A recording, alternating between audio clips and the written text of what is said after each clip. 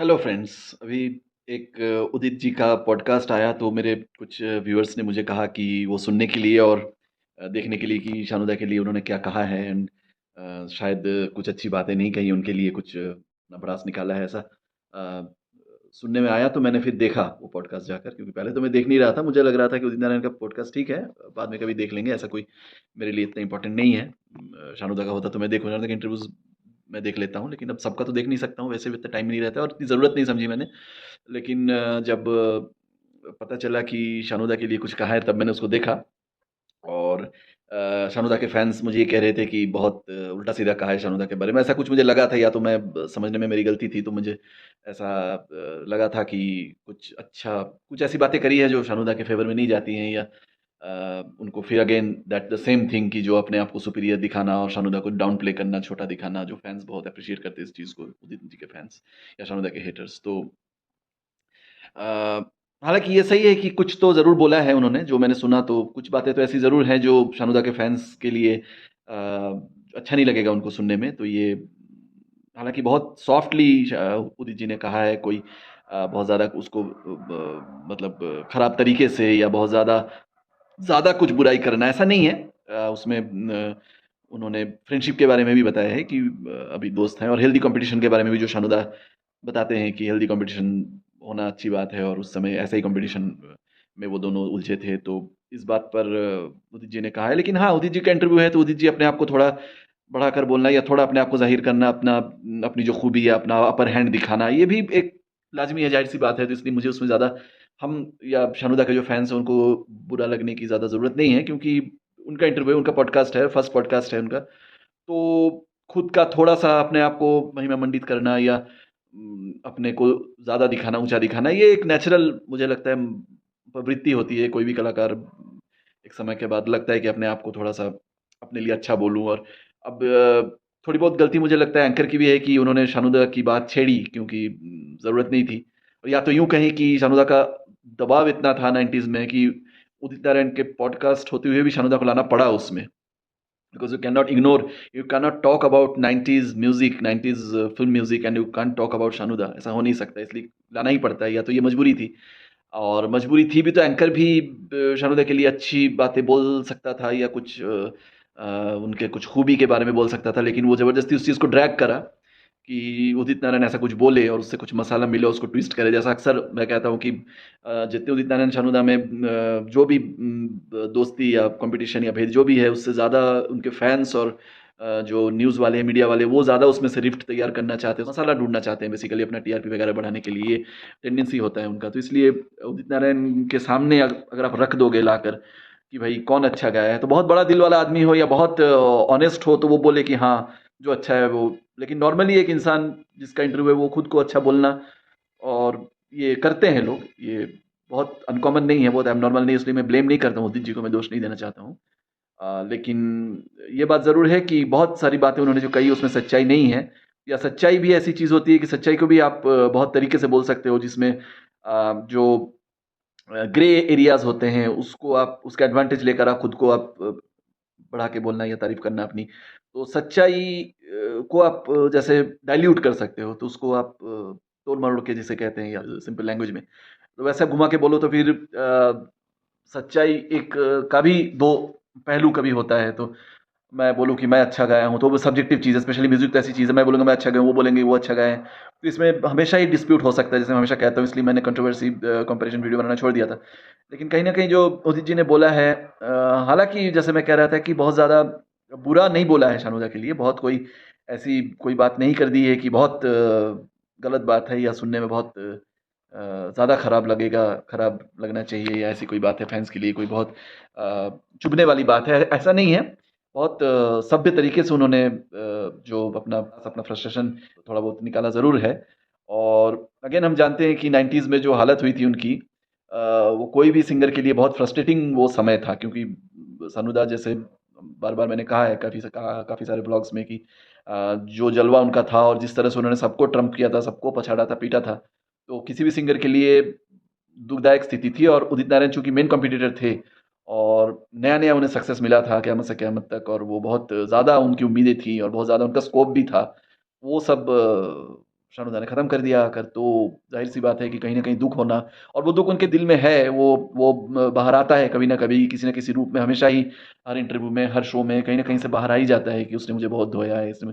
अब आप जिस तरह से उसको पेश करो, कभी बड़ा कर, कभी छोटा करके, या जैसे भी हो, लेकिन बात तो सही है कि शानूदा जब आए थे तो सबको डिप्रेशन में डाल दिया था, और Udit Narayan was the worst affected जिसे कहते हैं, क्योंकि डायरेक्ट कॉम्पिटिशन उनसे ही था, और तो उनको काफ़ी समय लग गया वापस आने में। वो कह रहे हैं 5 साल, अगेन इस बात पर भी मैं, इसमें भी झूठ-सच का फ़र्क है। वो कह रहे हैं कि 5 साल मुझे बहुत वो किया, उसको भी वो थोड़ा-सा कम आँकने के लिए, उसको अपना जो घर बैठने का जो फ़ेज़ था उसको छोटा दिखाने के लिए उन्होंने 5 साल बोला है। फैक्ट ये कि 8-9 साल जो है शानूदा का बहुत दबदबा था, और नहीं भी था, जब शानूदा का थोड़ा-सा जो 97-98 से जो थोड़ा-सा कम हो गया था, तो उस वक़्त भी ये नहीं कि उदित नारायण ही बहुत राज करने लगे थे, एक छत्र जैसा शानूदा ने किया था। उस समय शान और सोनू निगम भी आने लगे थे, और भी सिंगर्स गा रहे थे। तो इसलिए उदित नारायण को वो मौका नहीं मिला, वो सक्सेस नहीं मिला, वो जिनकी उम्मीद कर रहे थे, या जो सक्सेस शानूदा ने देखा है। तो इसलिए पहली बात तो ये कि 5 साल नहीं, 7 साल या 8 साल शानूदा ने उनको धोया। तो वो आ नहीं पाए वापस, और उसके बाद भी शानूदा वाज़ एक्जिस्टिंग, 2005-6 तक वो गा रहे थे, और जिन फ़िल्मों के नाम उदित नारायण ने पॉडकास्ट में बोला है, मेन फ़िल्में, कहो ना प्यार है हो, या हम दिल दे चुके सनम हो, डीडीएलजे हो, या कोई भी जो उस समय की जो फ़िल्में वो गा रहे थे, ज़्यादातर जो फ़िल्में थी, कुछ होता है, सब में शानूदा के गाने थे, और सब में शानूदा के गाने अच्छे हिट हुए थे, अच्छे खासे हिट हुए थे। तो इसलिए ये कहना कि मैं आ गया और सबको मैंने फिर से धो दिया, या सबको मैंने बचाया, वो अक्सर बोलते हैं कि मैं उसके बाद आ गया 5 साल बाद और मैंने धो दिया। ऐसा बिल्कुल भी नहीं था। हम जानते हैं कि हम तो जो time again the time we have lived, कि शानू ने उदित जी ने किसी को धोया नहीं था।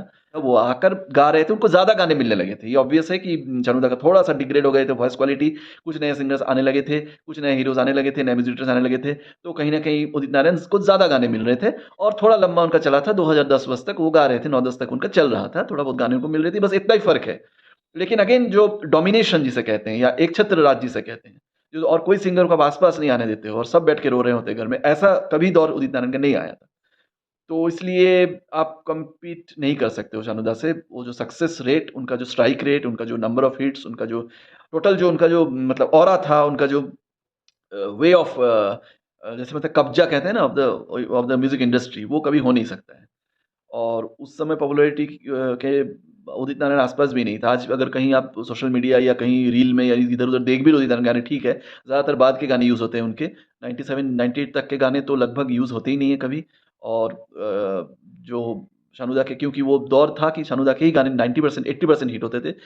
70% फ़िल्म म्यूज़िक गाने वही गा रहे थे, 10-15% तो उदित जी को मिलता था, और बाकी सिंगर्स को, हरिहरन जी को या एसपी बालासुब्रमण्यम को मिलता था। तो उदित नारायण शानू दा वाज़ सुप्रीमली रेनिंग, पूरा टॉप ऑफ द फॉर्म चल रहे थे, तो इसलिए वो खुन्नस जो है वो निकालते हैं कहीं न कहीं उदित जी, हमेशा ही कहीं न कहीं वो फ्रस्ट्रेशन आता है बाहर, झलकता है वो, कि उनका जो एक बहुत पीक करियर का पीक था, हो सकता था, वो जो उन्होंने डुबा दिया 6 साल, 8 साल, तो बहुत बड़ा लॉस है उदित जी का। और उदित जी चाह रहे थे, और उदित जी की मंशा ये थी कि मैं अकेला एक छत्र राज करता, और वो अगर शानू दा नहीं आते तो वो शायद एक छत्र राज कर पाते, और यही बात वो उनके बाहर निकल-निकल के आ जाती है कहीं न कहीं से।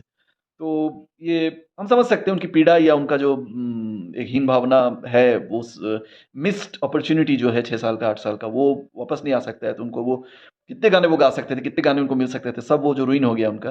तो वो कहीं न कहीं तो वो निकालेंगे ही अपना, वो तो ज़ाहिर-सी बात है। ये अगेन मैं बता रहा हूँ, एक ह्यूमन टेंडेंसी है, मुझे कोई इससे दुःख या जलन या गुस्सा नहीं है जी पे, क्योंकि ये एक नेचुरल, आप इतने साल बैठ जाओगे घर में, आप जान रहे हो कि आप अच्छा गाते हो, और तब भी एक बंदा आके बाहर से, और बाद में आके, मतलब जूनियर टेक्निकली होते हुए भी इस तरह से छा जाएगा। कोई भी थोड़ा-सा, जैसे मैं पहले भी बता चुका हूँ, तो थोड़ा-सा ठेस पहुँचना ज़ाहिर-सी बात है। तो इसलिए मैं हाँ, झूठ नहीं बोलना चाहिए। बोलते हैं थोड़ा बहुत बढ़ा-चढ़ा कर, हर सिंगर, हर आर्टिस्ट, जब स्पेशली जब वो फ्रस्ट्रेटेड हो, या जब उसको याद आते हैं वो दिन जब उसका टाइम अच्छा नहीं था, तो उसको वो कहीं न कहीं छुपाने की कोशिश करता है। और स्पेशली उदित जी, शानू दा में ऐसा टफ कॉम्पिटिशन था, और ऐसा ज़बरदस्त एक तरफ़ा कॉम्पिटिशन, क्या एक तरफ़ा जैसा हो गया था। इसलिए एक सिंगर के लिए ये सहना, और देखते रहना कि ऐसे वो चढ़ता जा रहा है, और दिन में 6-6 गाने गा रहा है, और उसको बेचारा 1 गाना मिल रहा है, 2 गाना मिल रहा है, तो वो ज़ाहिर-सी ओरिजिनल सॉन्ग में चला जा रहा है। मिल नहीं रहा है, हिंदी गाने मिल नहीं रहे हैं, हीरोज़ सब शानू दा के पीछे प्रोड्यूसर्स जा रहे हैं, तो ये एक नेचुरल, मैं मानता हूँ कि है। और तीसरी बात जो उन्होंने कहा है कि धड़कन का जो दिल ने ये कहा है दिल से, मैंने शानू से अच्छा गाया है। ये भी अगेन मैं मानता हूँ कि I will give the benefit of doubt to Udit ji, क्योंकि ये सब्जेक्टिव चीज़ है, और शानूदा का जो 90s वाली आवाज़ थी वो धड़कन में बिल्कुल नहीं थी ऑब्वियसली, लेकिन स्टिल मैं मानता हूँ कि जो हीरोइक वॉइस, जो उदित जी बोल रहे हैं कि मेरा हीरोइक वॉइस था, लगता है वो मेरे ब्लॉग्स सुनते होंगे, इसलिए इस बात पर उन्होंने पहले कभी ज़िक्र नहीं किया था, लेकिन पहली बार मैंने उनके मुँह से सुना कि वो मैंने हीरोइक वॉइस में गाया अक्षय कुमार की, लेकिन मुझे नहीं लगता है कि वो हीरोइक वॉइस कोई था। उदित नारायण कभी भी 90s में हीरोइक वॉइस नहीं थे, उनका व्हिस्परिंग और लाइट टाइप का था। हीरोइक बस ऑलवेज शानूदा थे, ऑलवेज डोमिनेट किया है, जब भी शानूदा अनुदित जी के साथ गाए या किसी भी सिंगर के लिए गाए, जैसा किशोर दा करते थे, डोमिनेट करते थे। तो इसलिए हीरोइक वॉइस हमेशा शानूदा ही रहे हैं। और उदित जी 2000 के बाद से ज़रूर थोड़ा हेवी वॉइस, थोड़ा हेवी होने के बाद 2000 2001 के बाद से थोड़ा हेवी होने के बाद थोड़ा-सा हीरोइक टिंट, उसमें हीरोइक भाव जो है वो आने लगा था उदित जी में भी। जो पहले नहीं था, पहले हल्की आवाज़ थी उनकी। तो थोड़ा हम कह सकते हैं, लेकिन टिल देन उदित जी कभी भी हीरोइक वॉइस मुझे नहीं लगा कि, और शानूदा के साथ जब गा रहे हैं, क्योंकि शानूदा का लास्ट तक भी 2005-6 तक भी जब वो गा रहे थे, वॉइस उनका हीरोइक ही था, क्योंकि उनकी वॉइस क्वालिटी हमेशा ही ऐसा रहा है। वॉइस क्वालिटी हमेशा ही थोड़ा दमदार, थोड़ा बोल्ड, फोर्सफुल, डोमिनेटिंग रहा ही रहा है, तो वो हटा नहीं सकता है कि उदित जी का भारीपन ज़रूर आ गया था, लेकिन एक व्हिस्परिंग जो उसमें आभास है, वो हमेशा ही रहा है, तो वो चेंज नहीं कर सकते। That is his texture, that is his voice quality. वो ज़्यादा चेंज नहीं होता है, इसलिए आप जितना भी उदित जी कह लें कि मैं हीरोइक था, मेरा वॉइस हीरो से ज़्यादा मिल रहा था, आई डोंट थिंक सो कि उदित नारायण को, शानूदा को उन्होंने ट्रम्प किया है।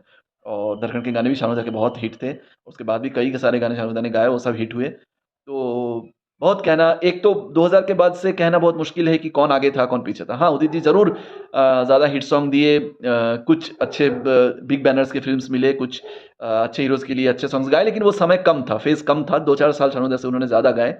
शानूदा की अब वॉइस क्वालिटी कम हो गई थी, और ये हमेशा ये डाउट का विषय रहेगा, चर्चा का विषय रहेगा, और मैंने तो हमेशा मानता भी हूँ इस बात को।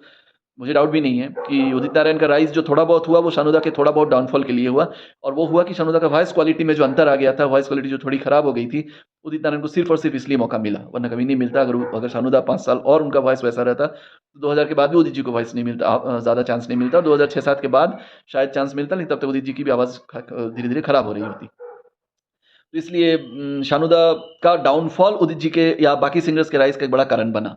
जो मैंने हमेशा उदित नारायण और शानूदा के कॉम्पिटिशन के बारे में जब बात होती है, तो मैं इस बात पर ज़िक्र करता हूँ। नहीं मानते हैं ऑब्वियसली, उदित नारायण के फैन्स नहीं मानेंगे इस बात को, और लेकिन ये सीधा-सीधा दिखता है, साफ़ है कि जब तक शानूदा का जब फ़ॉर्म में थे अपने, कोई सिंगर आस-पास नहीं आ पा रहा था। उदित नारायण का थोड़ा जो सेकंड इनिंग्स शुरू हुई पारी उनकी, वो ज़्यादातर इसलिए हुई क्योंकि शानूदा गाने गाने कम कर दिए, उनकी वॉइस क्वालिटी थोड़ी डिग्रेड हो गई, और उदित जी का थोड़ा चला, लंबा चला, 4-5 साल, 3-4 साल थोड़ा अच्छा चला। इतना ही फ़र्क है बस। लेकिन अगेन जब चला भी, तब भी काफ़ी सिंगर आ गए थे, गा रहे थे, सोनू निगम अच्छा कर रहे थे, केके थे, शान थे, तो इसलिए बहुत एक छत्रराज कभी भी उदित जी ने नहीं किया। इसलिए कम्पीट करना और शानूदा से मुकाबला होना बहुत बहुत ज़्यादा मुश्किल है। अगर किसी के साथ शानूदा का कॉम्पिटिशन हो, तो वो उदित नारायण ही है। ये ना समझा जाए कि मैं उदित नारायण को ये कह रहा हूँ कि Udit ji was a very insignificant या बहुत मामूली फ़ोर्स थे उस समय, या कॉम्पिटिशन के मामले में अगर देखें तो शानूदा का कॉम्पिटिशन उदित नारायण ही थे, नियरेस्ट जो थे।